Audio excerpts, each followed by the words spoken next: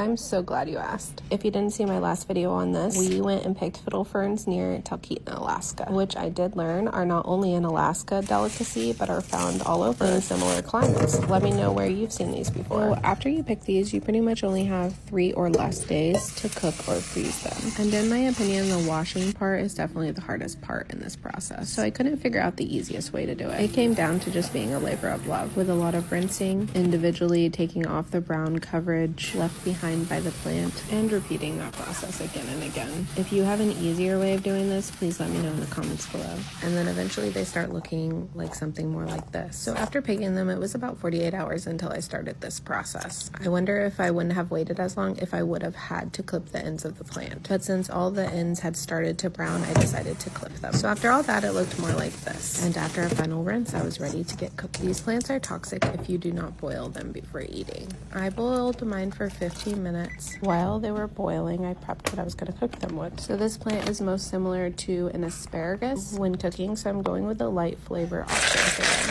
So in order to keep them from overcooking, after they're done boiling, you want to blanch them in cold water. Some of the people we went with boiled them for less time or longer, but I was really happy with the texture after 15 minutes. It came out where it wasn't too mushy or too hard. I felt like it was just perfect. And now it's time to finish them and then taste them to see how they turn out. So I heated up some olive oil and threw in some garlic. I just kind of eyeballed this as I would if I cooked any other vegetable. So note, this point in the process goes really fast. So make sure you get the ice out of the ferns before you start this, or you could overcook your garlic like I did. And then just saute them until they're warmed through. When they were about done, I added in some lemon juice for some extra flavor. And because I was not sure how these were going to taste, I threw in some extra butter, which I highly recommend. And last but not least, add a heavy dose of salt. I was pulling out all the stops for these things because I really wanted my husband and kid to enjoy them. Turns out, though, I was really the only one excited about these things. It tastes pretty good. You're eating ferns. This one's really good. I'm glad you enjoy it. I'll pick you out a good one. How do I know it's not like It's pretty good, huh?